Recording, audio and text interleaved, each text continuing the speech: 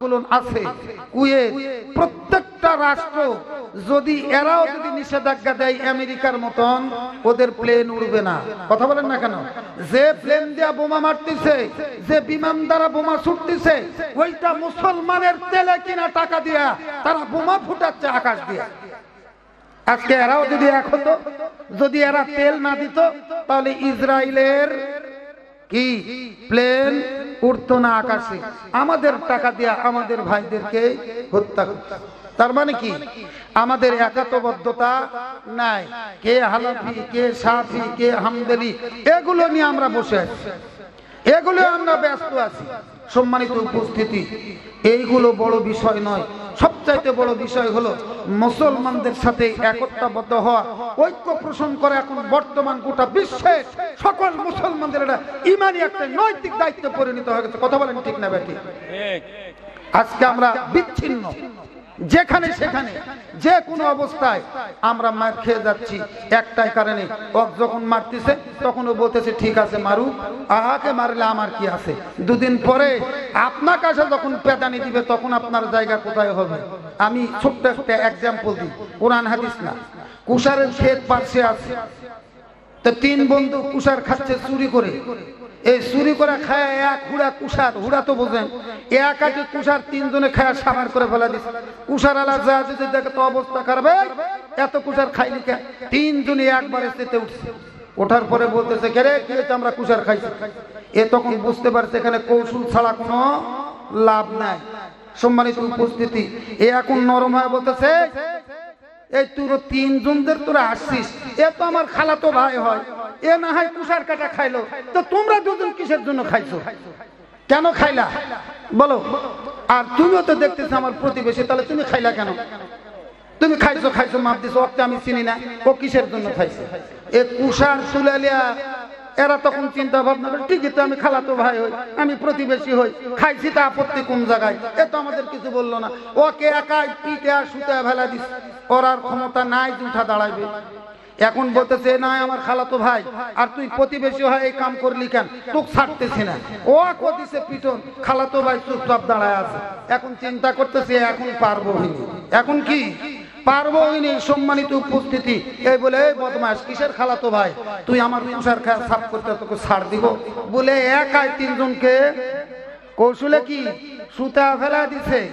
সালাফিদের ধরবে, সালাফিরা যখন শেষ হবে হানাফিরা লাফাবে। কে এদের শেষ করার পরে যখন ওখানে হাত দিবে তখন এরা আর শক্তি নাই। কিন্তু আসলে আমরা বুঝতেছি না ইহুদি খ্রিস্টানদের যে চক্রান্ত, এদের যে দালালি, মুসাদের যে দালালি, গোটা পৃথিবীব্যাপী ইন্দ্রে ইন্দ্রে মুসলমানদের রক্তের সাথে তারা মিশে গেছে, যার কারণে মুসলমানেরা ঐক্যবদ্ধ হতে পারে না।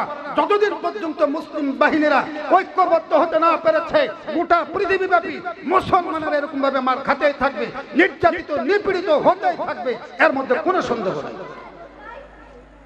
আসি, আমি আপনাদের উদাত্ত আহ্বান জানাবো এই মাহফিল থেকে, আমরা প্রত্যেকে নিজের সকল প্রকারের ভেদাভেদ ভুলে আমরা যে মুসলিম, আমরা যে মুসলমান, আমরা যে আখিরি জামানার পয়গম্বরের নবীর যে উম্মত, এই উম্মতের ডাক নিয়ে, এই উম্মতের সুর নিয়ে আমরা প্রত্যেকে একই কাতারে দাঁড় হয়ে যায়, তাহলে গোটা বিশ্বব্যাপী মুসলমানের একত্রিত হয়ে যাবে। ইহুদি থাক, খ্রিস্টান থাক, জৈন থাক, হিন্দু থাক, বৌদ্ধ থাক, সবগুলোর মুসলমানের ভয় থরথর করে কাঁপতে থাকবে। আপনারা দেখেন নাই, গৌর গোবিন্দের নাম শোনেন নাই? হযরত শাহজালাল রহমতুল্লাহি আলাইহি একা এক তাকবীরের ধ্বনিতে প্রাসাদ চুরমার হয়ে গেছে, এই দেশ থেকে পালাতে বাধ্য হয়েছে। কথা বলেন ঠিক না বেঠি? শুধুই তাই না, এর পূর্বে কিছুদিন আগের ঘটনা, তসলিমা নাসরিন যখন কোরআনের বিরুদ্ধে আলোচনা করেছে, আপামর জনসাধারণ গোটা দেশের সব মানুষগুলো যখন একবারে ফুঁসে উঠলো, কালো বুরখা পরে বর্ডার পার হয়ে ভারতে যা আশ্রয় নিয়েছে। কথা বলেন ঠিক না ঠিক? পূর্বের দিকে ইতিহাস যদি তাকায় দেখেন, হযরত ইব্রাহিম আলাইহিস সালাতু সালামের দিকে, হযরত ইব্রাহিম আলাইহিস সালাতু সালাম যখন তাওহীদের দাওয়াত দিতে লাগলেন, তার এগেইনস্টে একজন দাঁড়ায় গেলেন, কাউন্টার দিলেন, সেটা হলো নমরুদ। আপনারা দেখেন নাই, ইতিহাস পড়েন নাই, কোরআন পড়েন নাই, শেষ পর্যন্ত ন্যাংলা মশার বাড়ি খায়া, কামড় খায়া এবং জুতার বাড়ি খায়া অপমান হয়ে পৃথিবী থেকে বিদায় হতে বাধ্য হয়েছে। কথা বলেন ঠিক না বেঠি? এরপরে দেখেন হযরত মূসার দিকে আপনারা খেয়াল করে দেখেন, ফেরাউন যখন কালেমার দাওয়াত দিচ্ছিল তখন ফেরাউন এসে বাধা সাধছে। সম্মানিত উপস্থিতি, শুধু বাধাই না, ফেরাউন তাকে অ্যারেস্ট করে নিয়ে গিয়েছিল সংসদ ভবনে, বলে মূসাকে হত্যা করা হবে, কতল করা হবে। হযরত মূসা আলাইহিস সালামকে যখন সংসদে নিয়ে যাওয়া হয়, ওই সংসদ সদস্যের সংখ্যা ছিল 900। কত বলেন তো? 900 সংসদ সদস্য একটা চেয়ারে হযরত মূসা আলাইহিস সালামকে বসতে দিচ্ছে। সব জিজ্ঞাসা করলো, কারণ কি, আপনি কেন মূসাকে অ্যারেস্ট করে ধরে নিয়ে আসছেন এই সংসদ ভবনের ভিতরে? বলতেছে, আনা খাফু ইউবাদদিলা দীনাকুম, আমার ভয় হয় মূসা একাই আমার রাষ্ট্রের আইন পাল্টা দিবে। কথা বলেন ঠিক না বেঠিক? আমরা দিন বলতে শুধু বুঝি ধর্ম। ইউবাদদিলা দীনাকুম, রাষ্ট্রের আইনটা বদলা দিবে, পাল্টা দিবে। এই আয়াতের তাফসীর দেখেন, অর্থ দেখেন, তাহলেই বুঝবেন। বলে আমরা এত মানুষ আছি মিশরের ভিতরে, অথচ মূসা একাই আমাদের রাষ্ট্রের আইন পাল্টা দিবে, এটা তো হতে পারে না। বলে না, কিছুতেই একে ছাড়া যাবে না, একে আমি হত্যা করব। সম্মানিত উপস্থিতি, হযরত মূসা আলাইহিস সালাম আল্লাহর কাছে বললে, রব্বি কারীম, আমার তারা হত্যা করবে, আমি এখন কি করব? আল্লাহ রাব্বুল আলামিন বললে, মূসা থেকে দেখো, তোমার যে চেয়ারে বসতে দিয়েছে তোমার পাশে আরো বহু চেয়ার আছে, একটা চেয়ারের ভিতরে তুমি শুধুমাত্র বাম পাদারা একটা ছক্কা মেরে দাও। বাম পাদারা ছক্কা মারো তো আপনারা বোঝেন, একটু লাথি মেরে দাও, বাকি কাজটুকু আমি আল্লাহ করে দেখা দিব। আল্লাহু আকবার বলেন। ইমানের জোর থাকা লাগে। হযরত মূসা আলাইহিস সালাম একটা চেয়ারে শুধুমাত্র পায়ের ধাক্কা দেওয়ার সাথে সাথে সংসদ ভবনের 900 চেয়ার থরথর করে কাঁপতে কাঁপতে একবারে চুরমার। জোরে বলা যাবে নাকি আল্লাহু আকবার? কাঁপাকাঁপি শুরু হয়ে গেছে। ফেরাউন যখন কাঁপতেছিল, ফেরাউনের একজন বন্ধু ছিল পাশে, হামা, বাংলাদেশেরও রাষ্ট্রপ্রধানের প্রধানমন্ত্রীর উপদেষ্টা ছিল। কথা বলেন না কেন? এরকম উপদেষ্টা ছিল। সম্মানিত উপস্থিতি, এই উপদেষ্টা যা বলতেছে, কি ব্যাপার, আপনি কাঁপতেছেন কেন, ভয় কেন এত? বলে, ভয় করবো না, দেখো না মূসা একা আমাদের সব সংসদ ভবনের চেয়ার নড়া দিল, আমাদেরকে ধাক্কা দিয়ে ফেলা দিল, ভয় লাগবে না মানে? বলে, সব কাঁপাকাঁপি বন্ধ করে দিব। বলে, কখন বন্ধ করবা, তাড়াতাড়ি কর। বলে, একটা কাজ করা লাগবে। বলে, কি কাজ? বলে, মিশরের ভিতরে কতগুলো রাস্তা আছে এটা গোনা লাগবে। শুধু রাস্তা গুনলেও হবে না, স্ট্রেট রাস্তা গুনলেও হবে না, প্রত্যেকটা রাস্তার মোড়গুলো আগে গুনে নিয়ে আসে আমার কাছে হিসাব দেওয়া লাগবে। হামান পরামর্শ দেওয়ার সাথে সাথে লোক সেট করে দেওয়া হলো। মিশরের ভিতরে গুনতে গুনতে 60,000 রাস্তার মোড় পাওয়া গেছে। এই 60,000 রাস্তার মোড়ের যখন হিসাব দেওয়া হলো, হামান বলতেছে, বন্ধু, তোমার কাঁপাকাঁপি যদি বন্ধ করতে চাও, মূসার দলের লোকজনের ইমানের ঘাটতি যদি দেখাইতে চাও, এখনই প্রত্যেকটা রাস্তার মোড়ে মোড়ে, যেখানে স্টেট রাস্তায় করলে হবে না, যে জায়গায় যে রাস্তা প্যাঁচ লেগেছে ওই জায়গায় করা লাগবে। প্রত্যেকটা রাস্তার মোড়ে মোড়ে একটা করে গাভীর মূর্তি বানালো। গাভীর মূর্তি, মুসলমান বন্ধুগণ, বলা মাত্র কাজ শুরু হয়ে গেল। ফেরাউন জিজ্ঞাসা করে, মূর্তি বানায় কি করব?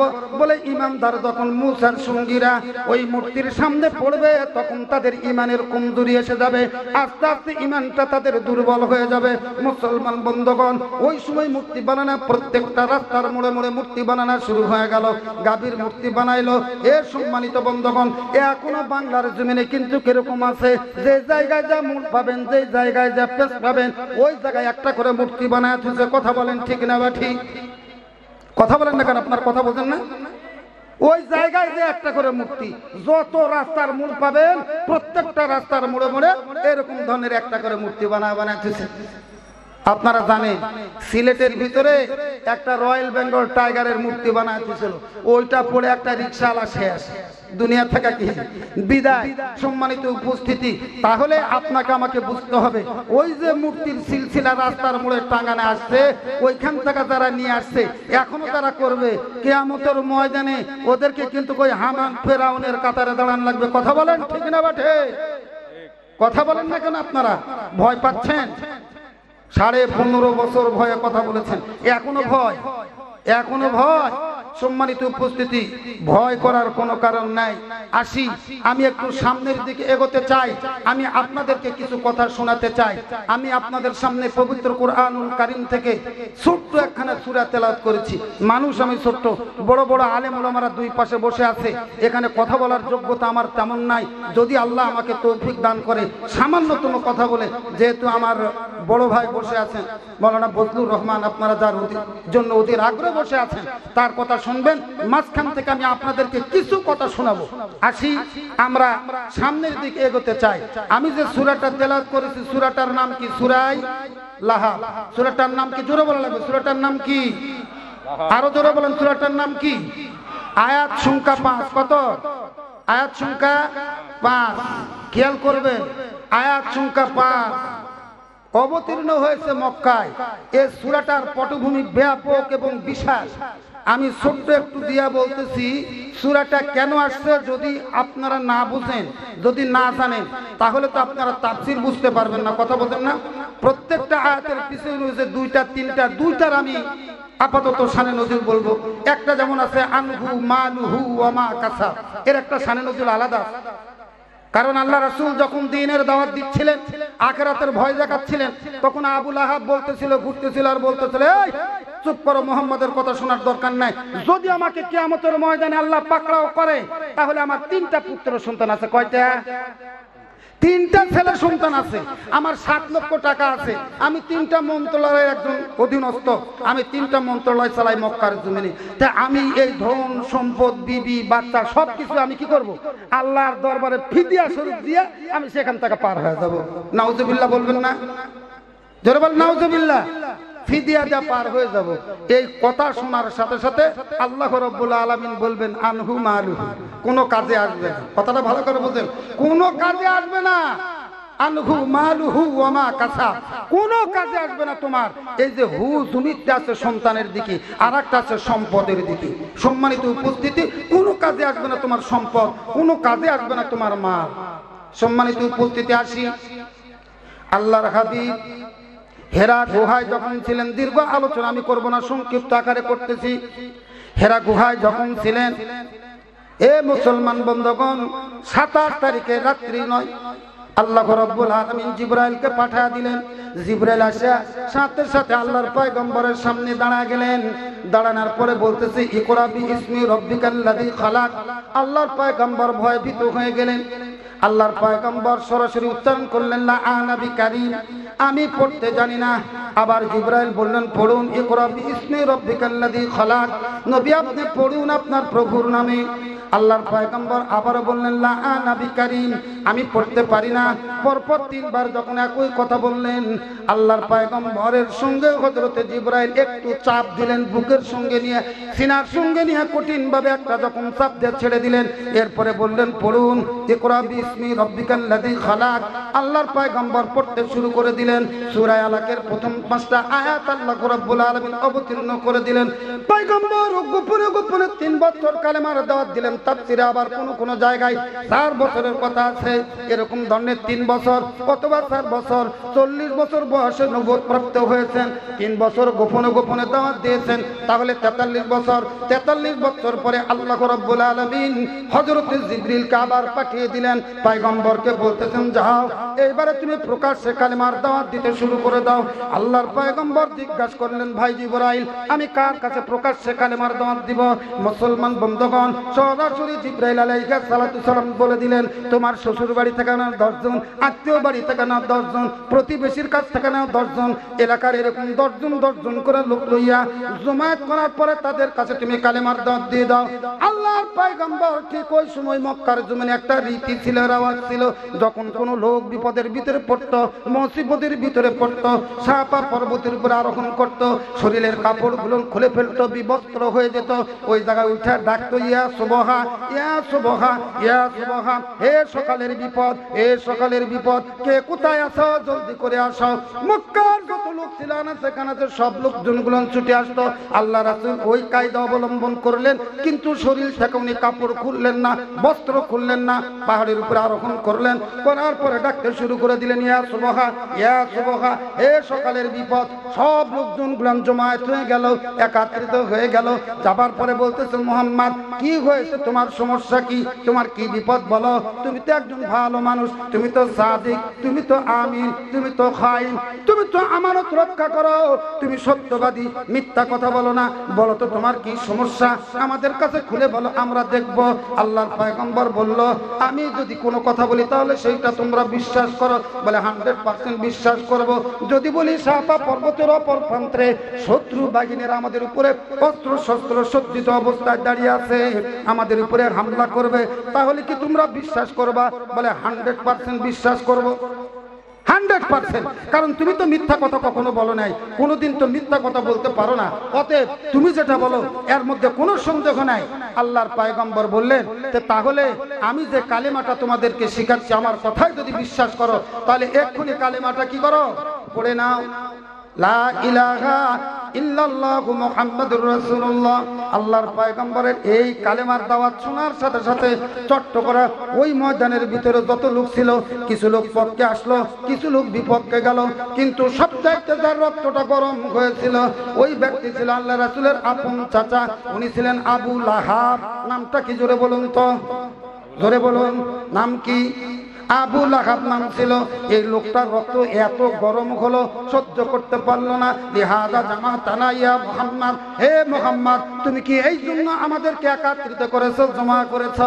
বলে ঠিক আছে, তোমার কথা আমরা শুনতে রাজি নয়। মুসলমান বন্ধুগণ, একজন নেতাই বোঝার একজন নেতার বক্তব্য, সাধারণ মানুষ কিন্তু বুঝবেন না। যেহেতু মক্কার জমিনের সবচাইতে তদানীন্তন সময়ে বড় একটা নেতা ছিল আবু লাহাব, কারণ 3টা মন্ত্রণালয়ের দায়িত্ব ছিল। উনি ছিলেন খাদ্যমন্ত্রী, উনি ছিলেন আইনমন্ত্রী, উনি ছিলেন স্বরাষ্ট্রমন্ত্রী। 3টা মন্ত্রণালয়ের দায়িত্ব যদি কোনো একজন ব্যক্তির কাছে থাকে, ও তো দেশের মানুষকে মানুষই মনে করবে না। কথা বলেন না কেন? বাংলাদেশের এই বড় বড় 3টা মন্ত্রিত্বের দায়িত্ব যদি একজনের উপরে থাকে, ও কি বাংলাদেশের সাধারণ মানুষকে আর মানুষ মনে করবে? ইচ্ছা মতন চলা, যা খুশি তাই করা। যদি কিছু বলে, ওর হাতে আইন, ওর হাতে বিচারের দায়িত্ব, ও খাদ্যমন্ত্রী। মুসলমান বন্ধুগণ, যার কারণে মক্কার বড় একটা লিডার ছিল। এখন আপনারা বলুন তো, ওই মক্কার লিডার চাইতে আমার পয়গম্বর কি তার চাইতে বড় লিডার নয়? কি জোরে বলেন? পৃথিবীর ভিতরে সর্বশ্রেষ্ঠ একমাত্র লিডার কে? জোরে বলুন তো, মুহাম্মদুর রাসূলুল্লাহ। সকলে বলি সাল্লাল্লাহু আলাইহি ওয়াসাল্লাম। নেতা হিসাবে যদি আপনি তাকে বড় মনে না করেন, আপনার ঈমান থাকবে না। কথা বলেন না কেন? আপনার ঈমান থাকবে না। মুসলমান বন্ধুগণ,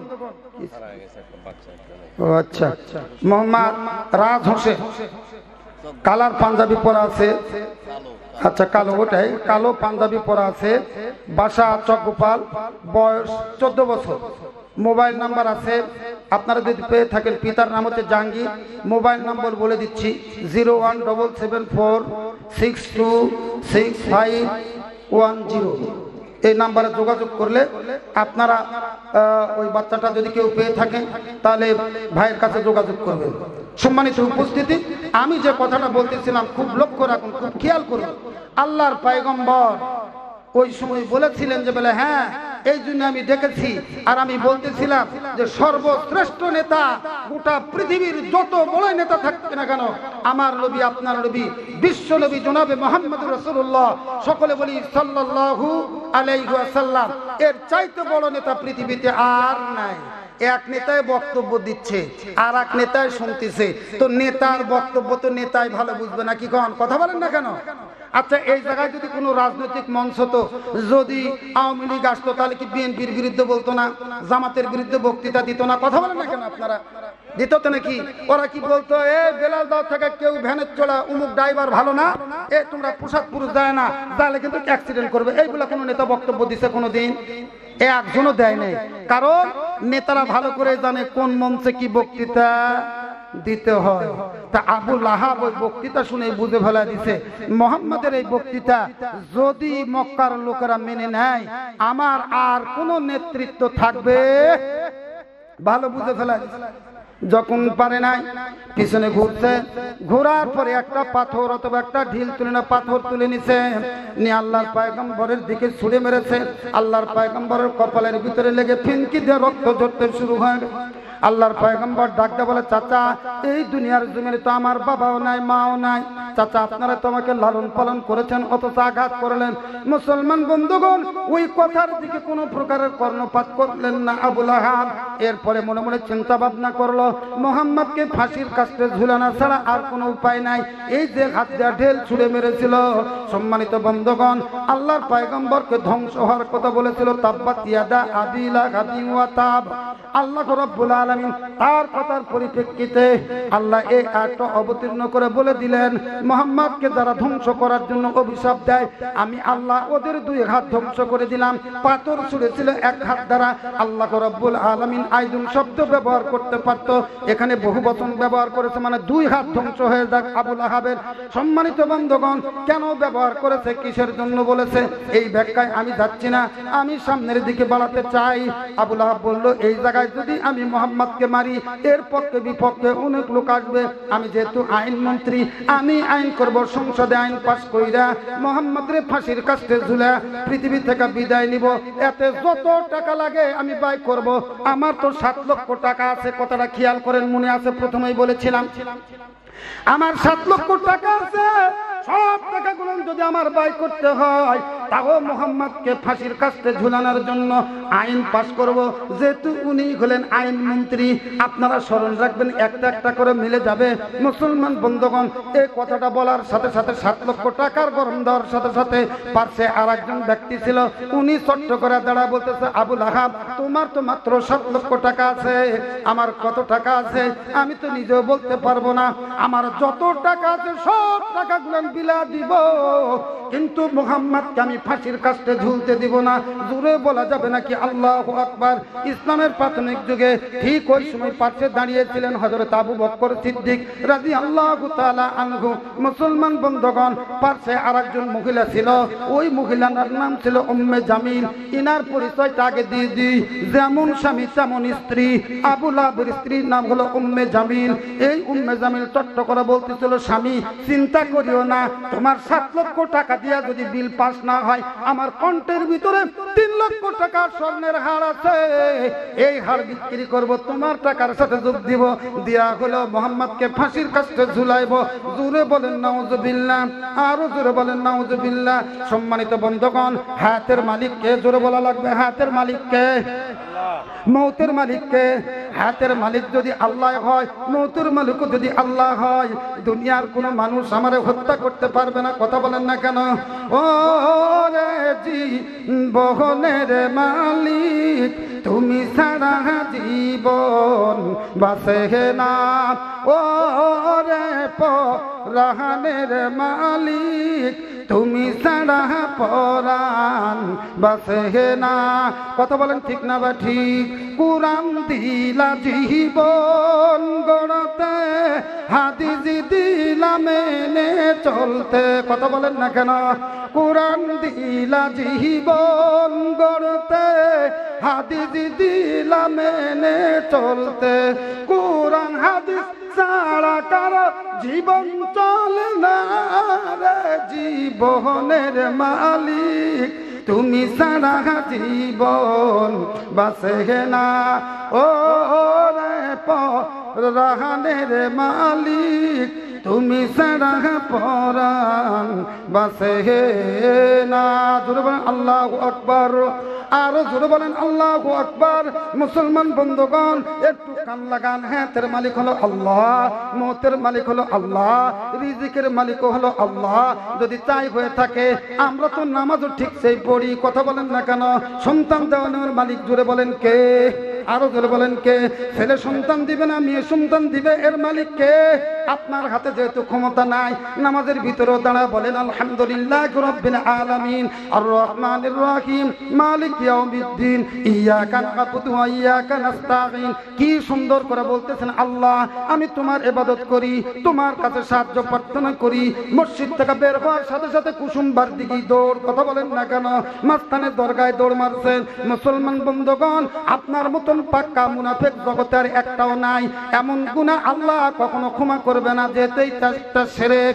এ সম্মানিত বন্ধুগণ, দুনিয়ার কোন মানুষের কাছে প্রাণ ভিক্ষা চাওয়া জায়েজ নাই, এইটা করা যাবে না। তাহলে আপনি দুনিয়ার মানুষের কাছে প্রাণ ভিক্ষা চাইছেন মানে আপনি শিরকের পর্যায়ে পড়ে গেছেন। কিছুক্ষণ আগেই তো আপনি অর্ডার দিয়ে দিলেন, বলে দিলেন হায়াতের মালিক আল্লাহ, মৌতের মালিক আল্লাহ।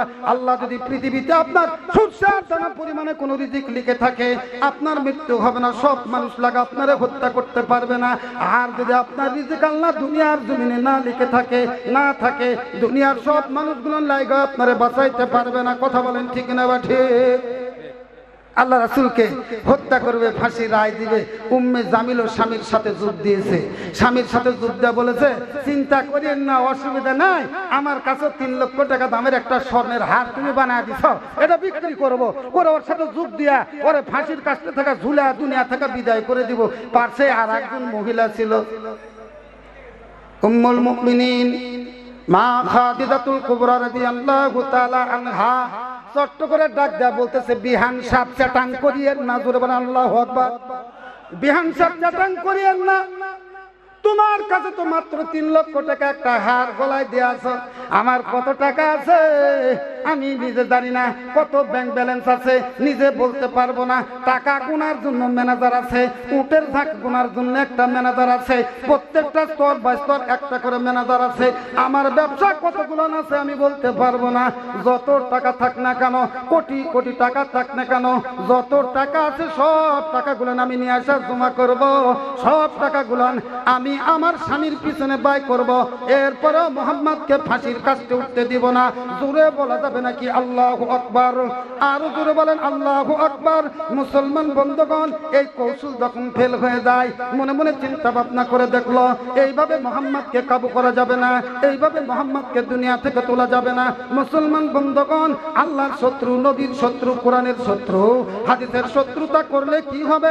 এই হাদিস থেকে, এই কোরআনের তাফসীর থেকে আজকে আপনারা শিক্ষা নিয়ে যাবেন। হে মুসলমান বন্ধুগণ, এমন একটা সময় তারা ষড়যন্ত্র করলো, বলে এইভাবে মুহাম্মদকে কাবু করা যাবে না, চলো না বাড়িতে যাই। কিছুক্ষণ পূর্বে আমি আপনাদেরকে বলেছি, উম্মে জামিলকে আল্লাহর পয়গম্বরের স্ত্রী বিহান সাহেব বলে ডাক দিয়েছে, স্মরণ আছে? বিহান সাহেব বলে ডাক দিয়েছে কারণ আছে, আল্লাহ রাসূলের 2টা কন্যা সন্তান, একটা হলো উম্মে কুলসুম আর একটা হলো রুকাইয়া। আবু লাহাবের 2টা পুত্র সন্তান, একটার নাম ছিল উতাইবা আর একটার নাম ছিল উতবা। এই 2 জনের সাথে 2 জনের বিবাহ হয়েছিল। নামগুলো মনে রাখবেন, তাফসীর ঘাটবেন, পেয়ে যাবেন। আজকে মাওলানা সাহেব এখানে ওয়াজ করতেছে, বক্তৃতা দিচ্ছে, কারিমের ভিতরে তাফসীরের ভিতরে আছে কিনা এইটা একটু যাচাই করে দেখার দরকার। কথা বলেন না কেন? যেটা আপনারা লিখছেন এইটা হলো তাফসীর মাহফিল, এইটা ওয়াজ মাহফিল নয়। তাফসীর মাহফিল করলে তাফসীর করতে হবে, ওয়াজের কথা বলা যাবে না। যদি আমাকে যেহেতু মালগাড়ির দায়িত্ব দিয়েছেন, মালগাড়ি বুঝেন তো, আদার দায়িত্ব আমার উপরে, মালগাড়ির দায়িত্ব যেহেতু আছে, সেহেতু কিছু কিছু ঘটনা আপনাদেরকে শোনানো লাগবে। তাছাড়া ওই ঘটনা না শুনলে তো আপনারা কাটবেন না, তাছাড়া তো টাকাও পকেটের টাকা বাড়াবে না হুজুর। কথা ঠিক না ঠিক? আসি একটু সামনের দিকে আগাই। আপনারা কি বিরক্ত হচ্ছেন নাকি? বিরক্ত হচ্ছেন নাকি? সম্মানিত বন্ধুগণ, এইভাবে যা যখন সিদ্ধান্ত গ্রহণ করলো, আচ্ছা সম্মানিত বন্ধুগণ, তাহলে খুব খেয়াল করে নেন, লক্ষ্য করে নেন। উম্মে জামিল এবং তার স্বামী আবু লাহাব চক্রান্ত করলো, বলে চলো বাড়িতে যাই। একটু যাবার পর বাড়িতে যা মুহাম্মাদের যে 2টি কন্যা সন্তান আছে, এদেরকে আমরা কি করব? বাড়ি থেকে তালাক দিয়ে দিব, বিতাড়িত করে দিব, দূর দূর করে তাড়া দিব। তাহলে মুহাম্মদ কাবু হয়ে যাবে, তাহলে মুহাম্মদ কায়দার ভিতরে পড়বে। মুসলমান বন্ধুগণ, এমন একটা সময় দেখা গেল বাড়িতে যাবার পর উতবা এবং উতাইবাকে 2 জনকে ডাকলো। ডাকার পরে বলতেছিল, দেখো উতবা এবং উতাইবা তোমরা এদিকে আসো। বলে কি হয়েছে বাবা? বলে এক্ষুনি মুহাম্মাদের 2 কন্যা সন্তানকে তুমি তালাক দিয়ে দাও, বিতাড়িত করে দাও। এরা বলতেছিল, একটু জিকির করেন লা ইলাহা আল্লাহ ইলাহা। ঘোষণা দিবেন, ঘোষণা দিবেন, দেন দেন। আলহামদুলিল্লাহ। বিবাহ বিচ্ছেদ করে দাও। উতবে এবং উতাইবা ডাক দেয়া বলতেছিল, আব্বু কারণ কি? এরা এত ভালো, এত সৎ, এত নাই, এত সুন্দর মেয়ে, এদেরকে কেন আমরা তালাক দিব, বিতাড়িত করব? বলে তোমাদের কোনো কারণ নাই, জিজ্ঞাসা করার কোনো কারণ নাই, অতএব আর কোনো কথা আমি শুনতে চাই না। কারণ তার বাবা আমাদের ধর্মের বিরুদ্ধে কথা বলে, আমার বিরোধিতা করে, আমার নেতৃত্বের বিরোধিতা করে। কারণ তার বাবা যে কালেমার দাওয়াত দেওয়া শুরু করেছে, এইভাবে কালেমার দাওয়াত দিলে আমার নেতৃত্ব মক্কার জমিনে চলতে পারে না। অদূর ভবিষ্যতে মক্কার নেতা হবে মুহাম্মদ। জোরে বলা যাবে নাকি আল্লাহু আকবার? আরো জোরে বলেন আল্লাহু আকবার। মুসলমান বন্ধুগণ, আল্লাহর পয়গম্বরের দুই কন্যাকে ডাকা হলো এবং তাদেরকে বলা হলো, যাও তোমরা চলে যাও, তোমাদের বিবাহ বিচ্ছেদ করে দিলাম। সম্মানিত বন্ধুগণ, ওই উম্মে কুলসুম আর রুকাইয়া চোখের পানি জোড়া কাঁদতেছিল, বলতেছিল, কি অপরাধ আমাদের, কেন আমাদেরকে তাড়িয়ে দেওয়া হচ্ছে, কেন আমাদেরকে দূর দূর করে ছেড়ে দেওয়া হচ্ছে? বলে তোমাদের কোনো অপরাধ না, তোমরা সৎ, তোমরা ভালো, তোমরা নাই, তোমরা নির্ভীক, তোমাদের কোনো সমস্যা নাই। কিন্তু তোমার বাবার সাথে আমার বাবার শত্রুতা আছে, কারণ তোমার বাবা আমার বাবার নেতৃত্ব মানতে চায় না, এই কারণে তোমাদেরকে বিচ্ছেদ করলাম। সম্মানিত বন্ধুগণ, আল্লাহর পয়গম্বরের দুই কন্যা সরাসরি ওখান থেকে বের হয়ে একবারে হেতিমের পাশে গিয়ে দেখে বাবা সেই জায়গায় বসে বসে চোখের পানি ধরা কান্দে। মুসলমান বন্ধুগণ, আল্লাহ রাসূল পৃথিবীর জমিনে 63 বছর বয়সের ভিতরে যে কয়টা কষ্ট পেয়েছিল, তার মধ্যে এই একটা দিন তার অত্যন্ত আঘাত লেগেছিল।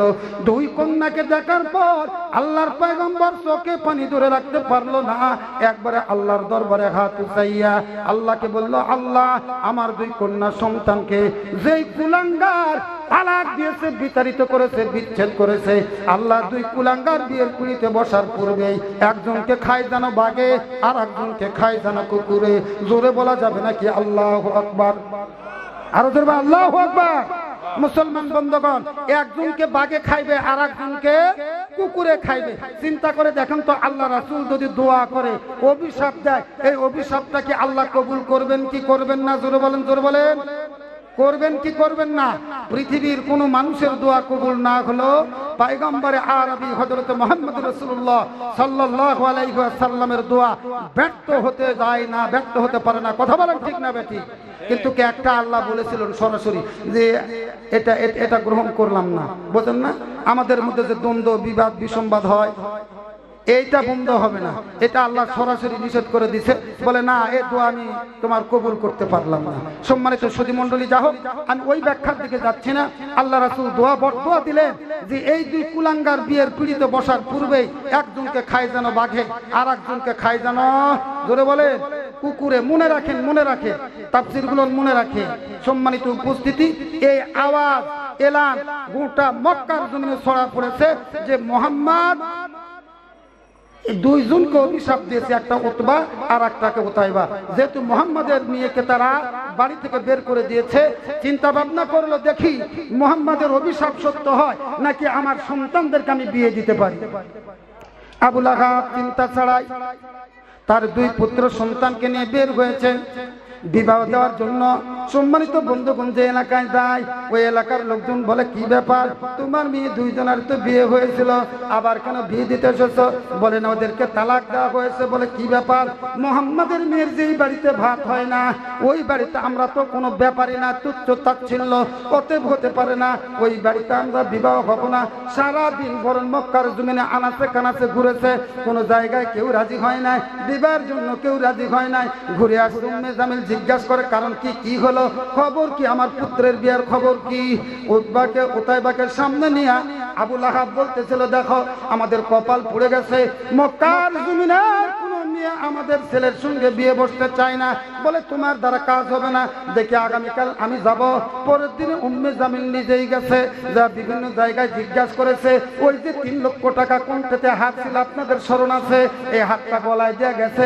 বিভিন্ন জায়গায় ঘোরাফেরা করে, সকলেই জব দিয়ে দেয়, পূর্বের মতন জব দিয়ে দেয়। লাস্টে দুইটা মেয়ের কাছে দাঁড়াইছে, মা তোমাদের দুইজনকে আমি পুত্রবধূ করতে চাই। চট্ট করে বলে, ঠিক আছে, পুত্রবধূ কেন করবেন, আপনার ছেলেরা তো বিবাহিতা। বলে না না, এরা তালাক দিয়েছে, এদের এদেরকে বিতাড়িত করা হয়েছে। বলে মোহাম্মদের মেয়ের যে বাড়িতে ভাত হয় না ওই বাড়িতে তো আমাদের হওয়ার কথা নয়, অতএব আপনি চলে যান। বলে মা, যদি তোমরা আমার 2 পুত্র সন্তানকে বিয়ে করতে রাজি হও, আমার কণ্ঠের ভিতরে হাত দেখতেছে 3 লক্ষ টাকা দাম, 2 জনকে আমি পেটে দিব। এ মুসলমান বন্ধুগণ, পর্দার অন্তরালে মা বোনেরা, মায়ের জাতিরা কিন্তু স্বর্ণের প্রতি একটু দুর্বল। কথা বলেন ঠিক না বা ঠিক? স্বর্ণের প্রতি দুর্বল আচক্ত করা। বলে ঠিক আছে, আমরা বিয়ে করব, চিন্তার কারণ নাই। উম্মে জামিল বলে তাড়াতাড়ি রেডি হয়ে যাও, এক্ষুনি কাজ সারবো। বলে এইটা কেমন কথা? সবেমাত্র তো বিয়ের কথাবার্তা আমরা রাজি হইলাম, এরপরে এক্ষুনি বিয়ে? বলে না, এক্ষুনি আমি চ্যালেঞ্জ করেছি। বলে কার সাথে চ্যালেঞ্জ করেছো? বলে মা, তোমরা জানো না মোহাম্মদ আমার 2 পুত্রের উপরে অভিশাপ দিয়েছে, একজনকে খাইবে বাঘে আর একজনকে খাইবে কুকুরে বিয়ের পিড়িতে বসার পূর্বে। অতএব আমি প্রমাণ করতে চাই। চট্ট করে কথা শোনার সাথে সাথে মেয়ে 2টা চট্ট করে দাঁড়ায় বলে, হে উম্মে জামিল, খবরদার খবরদার, মোহাম্মদ যেই জায়গায় অভিশাপ দিয়েছে এই অভিশাপ মিস হওয়ার কথা নয়। কারণ বিয়ে তো কালেমা তো আগে আমাদেরকে পড়াবে, এরপরে তো ছেলেদের পড়াবে। কালেমা পড়ার পূর্বেই যদি বিধবা হয় এমন বিয়ের কোনো দরকার নাই। কথা বলেন ঠিক না বা ঠিক? হয়নি। উম্মে জামিল ঘুরে আসতেছে, আবু লাহাব জিজ্ঞাসা করে কি খবর? বলে খবর খারাপ। বলে এতদিন তো খুব পটপট করলা, আমারই খবর খারাপ, তুমি না ভালো খবর নিয়ে আসবা? বলে আমিও তো ভালো খবর আনতে পারলাম না। এরপরে আইন করতেছে, খেয়াল করেন তো আইনটা আছে না নাই? হে মুসলমান বন্ধুগণ, কান লাগান এবং লক্ষ্য করেন। এবারে আইন করতেছে, আবু লাহাব বলতেছে, বলে এইভাবে হবে না, এলাকার সব লোকজন যখন জেনে গেছে তখন আমাকে এক্ষুনি একটা কাজ করা লাগবে। বলে কি কাজ? বলে কাজটা হলো, আমি যেহেতু আইনমন্ত্রী, আমি একটা আইন পাস করব, আমি যে জাতি হই না কেন অন্য যে কোনো জাতির সাথে আমার ছেলেদেরকে বিয়ে দিতে পারবো। হিন্দু হলে মুসলমান, খ্রিস্টান হলে মুসলমান, যে কোনো জাতির সাথে যে কেউ বিয়ে দিতে পারবে। এই আইনটা আমাকে পাস করা লাগবে। অতএব যেহেতু আমি আইনমন্ত্রী, আইনটা পাস করবে। সংসদ অধিবেশন ডাকার পর হাত জয়যুক্ত করে নিয়ে আইনটা পাস করে নিল। মুসলমান বন্ধুগণ, সরাসরি না বলে এই এলাকায় হবে না, আমার 2 সন্তানকে নিয়ে 300 জন সৈন্যবাহিনী নিয়ে এইবারে সিরিয়ার দিকে রওনা দিব। সিরিয়ার লোকজন চেনে না, অভিশাপ মোহাম্মদ দিয়েছে জানে না, অতএব সেখানে নিয়ে যা আমার পুত্রদ্বয়কে বিয়ে দিব। সম্মানিত বন্ধুগণ, এই নিয়ত করে যখন বের হবেন একটু লক্ষ্য করে দেখেন, হাঁটি হাঁটি পা পা করে যায়, একেবারে সিরিয়ার উপকণ্ঠে যা যখন উপনীত হয়েছে, সূর্যটা ডুবু ডুবু ভাব। এমতো অবস্থায় মনে মনে চিন্তা ভাবনা করলো, আজকে সিরিয়ার লোকালয়ের ভিতরে যায় তো কোনো কাজ হবে না, আমরা আজকে মেয়েদেরকে বিয়ে দিতে পারবো না। অতএব এই জায়গায় তাবু গাড়ো। তাবু তো বুঝেন, তাবু গাড়ো। তাবু গাড়ার পর আগামীকাল প্রত্যাশে আমরা সিরিয়ার ভিতরে যাব। 2টা কন্যা দেখার পর বিবাহ দিয়ে চলে আসবো, সে যে জাতি হোক না কেন। সম্মানিত বন্ধুগণ, ইতিপূর্বে আপনারা আমাদের এই মান্দা থানার ভিতরে দেখেছেন, আপনারা দেখেছেন বড় একজন কর্মকর্তা ছিল হিন্দু, আর একজন বড় কর্মকর্তা ছিল মহিলা, উনি ছিলেন কিন্তু মুসলমান। এরকম হিন্দু মুসলমানে বিয়ে হয়েছে, কারো কিছু বলার নাই, কেউ বাধাও দেয় নাই, কেউ কিছু বলে না, লিজ্জালা সংসার করে খায় যেখানে চাকরি করে চলে গেল। মুসলমান বন্ধুগণ, যারা ওই আইনকে সমর্থন করবে, যারা ওই আইন মেনে নিজের পুত্র সন্তান মেয়ে সন্তানকে বিবাহ দিবে, কিয়ামতের ময়দানে মনে রাখবেন, মনে রাখবেন, ওদেরকে ওই আবু লাহাবের কাতারে দাঁড়ান লাগবে। কথা বলেন ঠিক না বা ঠিক? এ সম্মানিত বন্ধুগণ, যেহেতু আইনটা করেছিল কে? আবু লাহাব। সিরিয়ার উপকণ্ঠে তাবু গেড়েছে, সেইখানে অবস্থান করবে। হঠাৎ করে সূর্য ডুবে গেছে, এমন সময় সিরিয়ার মাঝখান থেকে এলান হচ্ছে। এলানের খবরটা দেখেন, মাইকিং হচ্ছে। ভাইরা খুব কান লাগা ভালো করে শুনেন। মাইকিং এ বলা হচ্ছে, ও সিরিয়াবাসীরা তোমরা ভালো করে শোনো, আজকাল রাত্রিবেলা কেউ ঘরের বাইরে থাকিও না, যদি থাকো বন থেকে বাঘ বাড়াইবে অথবা কুকুর বাড়াইবে, তোমাদের হত্যা করতে পারে, খেয়া ফেলতে পারে। এই আওয়াজটুকু তাবু পর্যন্ত পৌঁছে গেছে। বলেন তো আল্লাহর পয়গম্বর কি বলে অভিশাপ দিয়েছিল? বিয়ের পিড়িতে বসার পূর্বে একজনকে খাইবে বাঘে আর একজনকে খাইবে কুকুরে। ভাইজান, গল্প না, এরা কিচ্ছা বলি নাই, আমি আপনাদেরকে সরাসরি তাফসীর খুব ভালো করে শুনে নেন। হয়তোবা মনে মনে চিন্তা ভাবনা করতেছেন কোথায় পাইছেন, পড়িয়া দেখবেন তাহলে পেয়ে যাবেন। মুসলমান বন্ধুগণ, চট্ট করে এলানটা যখন কানের ভিতরে আসছে, একজন আর একজনকে ঠোকা দেয়। বলে ব্যাপার কি রে, খবর তো খারাপ, মোহাম্মদ যে অভিশাপ দিল, এই জায়গায় কেমনে অভিশাপ চলে আসে? এখানে কেন চলে আসলো? বলে যে জায়গায় যাও না কেন তুমি তো অভিশাপের ভিতরে 100% পড়বা। মুসলমান বন্ধুগণ, ইতিবছরে যখন বলা হলো যে তোমার 2 পুত্র সন্তানকে তো আজকে রাত্রি ভাগে খাইবে, কি করা হবে? বলে টেনশনের কোনো কারণ নাই, আমি তো 300 জন সৈন্য নিয়ে আসছি, প্রত্যেকের হাতের ভিতরে একটা করে অস্ত্র দিয়ে দিছি, আমরা মাঝখানে থাকবো আর এরা চারিদিকে ঘেরাও করে নিয়ে থাকবে, অতএব আমাদেরকে বাঘ আর কুকুরে আক্রমণ করতে পারবে না। আসার সাথে সাথে তাদের উপরে তরবারি দিয়ে আঘাত দিয়ে কেটে শেষ করে ফেলা দিবে আমার সৈন্যবাহিনী।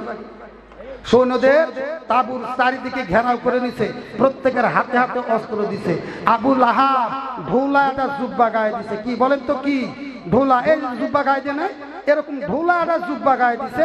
দিবার পর ওই মজমার মাঝখানে গেছে, মজমার মাঝখানে যাবার পর সন্তানদেরকে লুকায় রাখে। এইবারে জুব্বার ভিতরে লইছে, এই সাইডে এক সন্তান, ডান সাইডে এবং বাম সাইডে 2 দিকে 2 সন্তান লইয়া একবারে মজমার মাঝখানে একেবারে ঘুমায় পড়তে শুয়ে আছে। সম্মানিত বন্ধুগণ, রাত যখন গভীর হয়ে গেছে, জঙ্গলার থেকে এইবারে আল্লাহর হুকুম জারি হয়ে গেছে। একদিক থেকে বাঘ আর একদিক থেকে কুকুর বের হয়ে গেছে।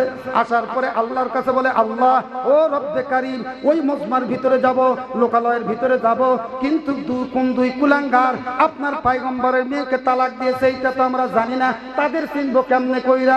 ওই জায়গায় তো অনেক লোকের সমাগম। আল্লাহ রব্বুল আলামিন কুকুর এবং বাঘকে জানাই দিল, দেখো তোমাদের নাকের ভিতরে আমি এমন একটা দুর্গন্ধ দিয়ে দিচ্ছি, এই দুর্গন্ধ যার মুখের ভিতরে পাইবা তোমরা মনে করবে ওই 2 জন পাক্কা শয়তান, ওই 2 জন কুলাঙ্গার, ওদের দূরে তোমরা সাইজ করে দিও। জোরে বলেন আল্লাহু আকবার। আরো জোরে বলা যাবে নাকি? আল্লাহু আকবার। মুসলমান বন্ধুগণ, একটু খেয়াল করে শোনেন, কুকুর আসছে, এইবারে বাঘ একদিক থেকে আসছে, প্রত্যেকের নাকের ভিতরে মুখের ভিতরে যখন নাক লাগাইছে, বলে না গন্ধ পায় না। সৈন্যরা মনে মনে চিন্তা ভাবনা করলো, বাবা যেমন অভিশাপ তেমন কাজ, যে এলাম সেই কাজ, এইটা সরাসরি আল্লাহর গজব। অতএব আবু লাহাবের সন্তানকে বাঁচাতে গিয়া আমরা কিসের জন্য মরতে যাব? এক কুট মারবো আর এক দিক দিয়ে আসে একবারে হামলা পড়বে, দরকার নাই, মরে মরে মরুক, আমার কিছু দায় আসে, ওরা মরুক, আমার কি? সম্মানিত বন্ধুগণ, কান লাগান, যেহেতু সময় সংক্ষেপ, খুব তাড়াতাড়ি করে আমি শেষ করব চেষ্টা করতেছি। একটু খেয়াল করে দেখেন, যখন এরকম ভাবে শুকতে শুকতে চলে আসছে, একজন এই সাইডে আর একজন ওই সাইডে, বলে দেখো বিশাল বড় মোটা একজন মানুষ শুয়ে আছে, চারিদিকে এতগুলো লোকের মুখের ভিতরে নাক লাগাইলাম, কারো ভিতরে গন্ধ আসলাম, তাহলে আছে কই? এই জায়গায় তো আছে আল্লাহর নির্দেশ, কিন্তু দেখা যায়, পাওয়া যায় না। 2 জন 2 সাইডে তারা মনে মনে চিন্তা ভাবনা করতেছে, এত মোটা মানুষ তো হতে পারে না, নিশ্চয় এর ভিতরে ভেজাল আছে। কথা কন না কেন? নিশ্চয় এর ভিতরে ভেজাল আছে, আছে না নাই? ভেজাল আছে। চট্ট করে একদিকে বাঘে চটাস করে জুব্বার উপরে থাবা মেরেছে, আঙ্গুল দিয়ে চেরচার করে টান মারছে, বলে হ্যাঁ দেখে ঠিকই ভেজাল বের হয়ে গেছে, সোয়াবিনের ভিতরে পামোয়ে নাকি একবারে ভেজাল বের হয়ে গেছে। এই ভেজাল দিকে নাক লাগাইছে, বলে হ্যাঁ এটা আসল। এইদিকে কুকুরে একটা থাবা মেরেছে, মেরে চেরাত্তর টান মারছে, দেখে হ্যাঁ ওই দিকে ভেজাল ঠিকই আছে, নাক লাগাইছে। দুজন একবারে 2 দিকে কুকুরে টেনে ছিঁড়ে টুকরা টুকরা করে হাড্ডি গুলো একবারে সিটা শেষ করে ফেলে দিছে। আর বাঘে উতবাকে একবারে কাদির উপর উঠা জঙ্গলার ভিতরে নিয়ে গেছে। জোরে বলা যাবে নাকি আল্লাহু আকবার। এই যে মুসলমান বন্ধুগণ, আনহু মালুহু ওয়া মা কাসাব, মনে আছে আপনাদের? প্রথম যে আয়াতটা আমি পড়েছিলাম, আনহু মালুহু ওয়া মা কাসাব। হে দুনিয়ার মানুষেরা, তোমরা শুনে নাও, ধনের গর্ব করো, টাকার বড়াই করো, সন্তানের বড়াই করো। আমার সাথে লাগবে কে? আমার 10টা পুত্র সন্তান আছে, আমার সাথে কে লাগবে? আমি 500 বিঘা জমির মালিক, কথা বলেন না কেন? অথচ আল্লাহ বলতেছেন আনহু মালুহু ওয়া মা কাসাব।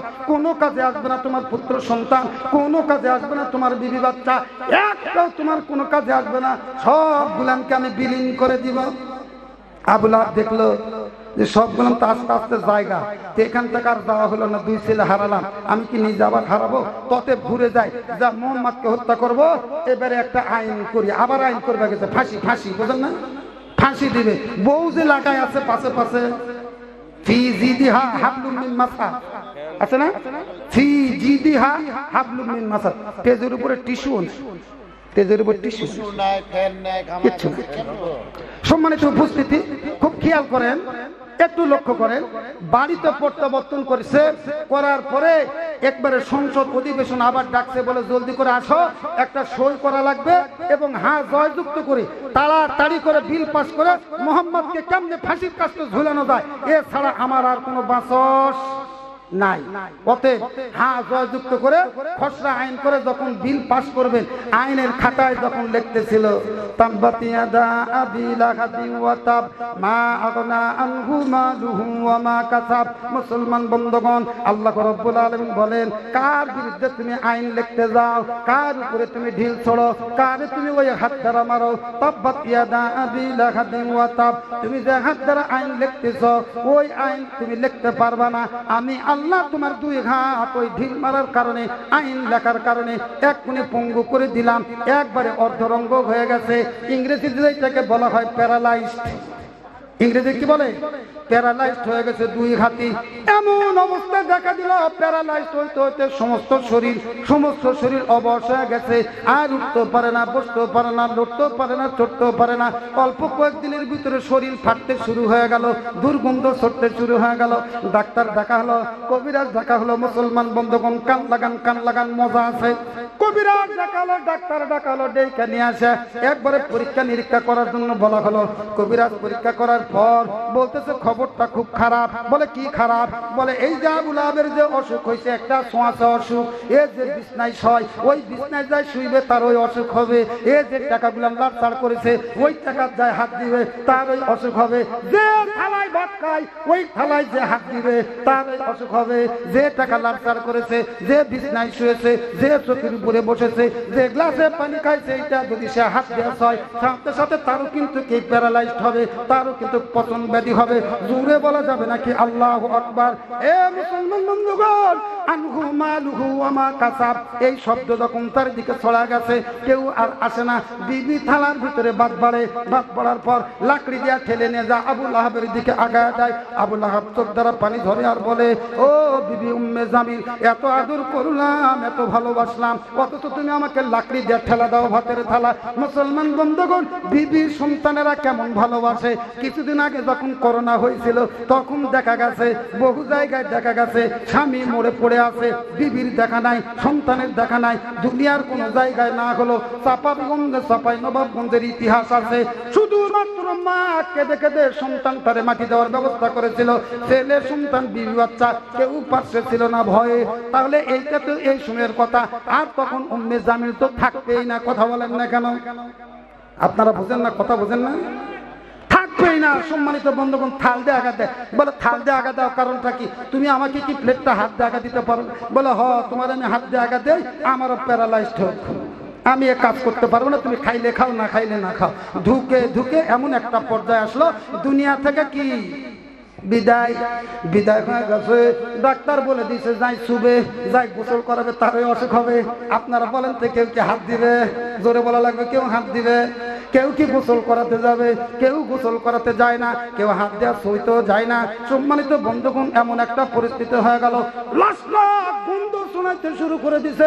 এলাকার লোকজন ক্ষিপ্ত হয়ে গেছে। উম্মে জামিল, তাড়াতাড়ি ব্যবস্থা করো, তোমার স্বামীর যদি দাফন কাফনের ব্যবস্থা না করো, তাহলে কিন্তু তোমাকেও হত্যা করে ফেলা দিব।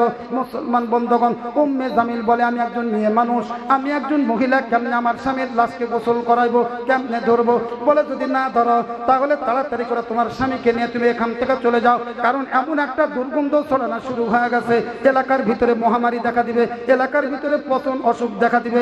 প্রত্যেকের অসুখ হতে পারে, এরকম দুর্গন্ধ আমরা সইতে পারবো না। এর নিয়ে আমাদের মক্কার জমিন থাকা চলে যাও। মুসলমান বন্ধুগণ, উম্মে জামিল হা হুতাশ করতে লাগলো এবং বললো, আমাকে একটা দিনের জন্য সময় দাও। একদিনের সময় নেয়, এইবারে বাইরে বাড়ালো। বেশ কিছু দূর রাস্তা রান করার পর খেয়াল করে দেখে 7 জন হাবশির গোলাম। মনে থাকবে তো?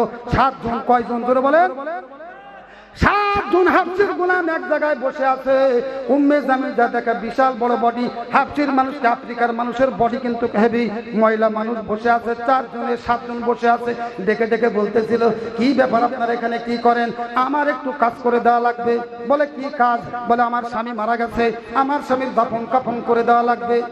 বলে কেন, এলাকায় কি কোনো মানুষ নাই? বলে না না, আমার স্বামীকে কেউ শুবে না, দাফন কাফন করবে না। বলে কারণ কি? বলে কারণ একটা, আমার স্বামীর ছোঁয়াচা অসুখ, এই জন্য কেউ শুবে না। বলে তোমার স্বামীর যদি ছোঁয়াচা অসুখ হয়ে থাকে, তাহলে ওরা যদি না চায় আর আমি শুলে মনে হয় আমাদের অসুখ হবে না। বলে হতেই পারে। বলে তাহলে আমরা শুবো না। বলে দেখো ভাই, যদি তোমরা কাজটা করে দিতে পারো, বিনিময়ে তোমাদেরকে বকশিশ দিব। বলে কত টাকা বকশিশ দিবেন? বলেন তো লোক আছে কয়জন? জোরে বলা লাগবে। 7 জন। আচ্ছা বলেন তো, আমি প্রথমে বলেছি আবু লাহাবের জমানো টাকা আছে কয় লক্ষ?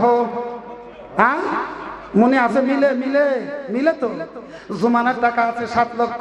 এরা হাফসির গোলাম আছে 7 জন। এই 7 জনকে 7 লক্ষ টাকা ঘোষণা দিল, যদি তোমরা আমার স্বামীর লাশটারে দাফন করাইতে পারো, তাহলে কিন্তু আমি তোমাদেরকে 7 জনকে 7 লক্ষ টাকা দিব। মুসলমান বন্ধুগণ তারা টাকার লোভে রাজি হয়ে গেল। বলে তোমার স্বামীকে আমরা শুইতে পারবো না, যেভাবে কবরের ভিতরে নামাইবো। আবু লাহাবের যে ঘরটা ছিল, 2 চুপা একটা ঘর ছিল, 2 দিকে দরজা ছিল। একদিকে উত্তর পাশের দরজা, আর একটা দক্ষিণ পাশের দরজা। উত্তর পাশের দরজার সামনে কবর কাটার মতন কোনো জায়গা নাই। দক্ষিণ পাশের দরজার সামনে সামান্য একটু জায়গা ছিল, গর্ত খোঁড়ার মতন। উম্মে জামিলকে বললো, দেখো তোমার স্বামীকে নিয়ে আমরা কোথাও যেতে পারবো না, তোমার স্বামীকে আমরা শুইব না, তোমার স্বামীকে গুটা গর্তের ভিতরে নামাবো। তুমি রাজি আছো নি বলো? কি করে নামাবে? গুতে নামাবে। তুমি রাজি আসুনি বলো? মুসলমান বন্ধুগণ চট্ট করা কয়, গুতে নামাবার লাতে নামাও, তাড়াতাড়ি আযান দূর করো। জোরে বলা যাবে নাকি আল্লাহু আকবার? মুসলমান বন্ধুগণ, কোরআন আল্লাহর শত্রু হয়, নবীদের শত্রু হয়, আলেম ওলামাদের দ্বারা শত্রু হবে। মনে রাখবেন, আবু লাহাবের মতন তারও মৃত্যু হবে। কথা বলতে হবে, কথা ঠিক না বা ঠিক? মৌলবীদেরকে দেখলেই তো মনে হয় রাজাকার, মৌলবীদেরকে দেখলেই তো মনে হয় জঙ্গিবাদী, মৌলবীদেরকে দেখলেই তো মনে হয় এরা মৌলবাদী। কথা বলেন না কেন? আপনার কিন্তু কই দরের দর। জন্মের পরে কানিয়া জান কি দেই না, তুমি মৌলবাদী ছাড়া হও নাই। কথা বলেন না কেন? জন্মের পরে কানিয়া জান কি দেই না, তুমি মৌলবাদী ছাড়া হও নাই। মরণের পরে জানাজা পড়াবে, তখন কোথায় পালিয়ে যাবি? আমি বিদ্রোহী, আমি বিদ্রোহী, বিপ্লবী মৌলবাদী, কেন জঙ্গিবাদী? আমি বিদ্রোহী, বিপ্লবী মৌলবাদী, কেন জঙ্গিবাদী? জোরে বলেন আল্লাহু আকবার, আরো জোরে বলেন আল্লাহু আকবার। মুসলমান বন্ধুগণ, সঙ্গীত শোনানোর মতন টাইম আমার কাছে নাই।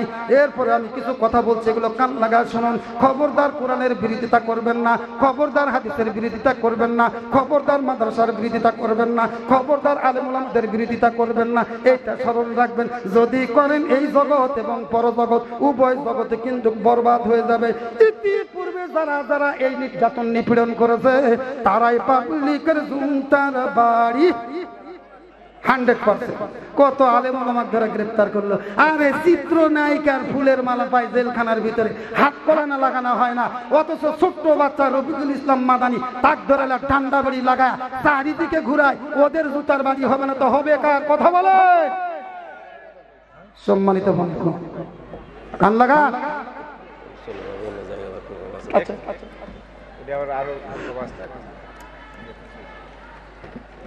টিস্যু দেন তো।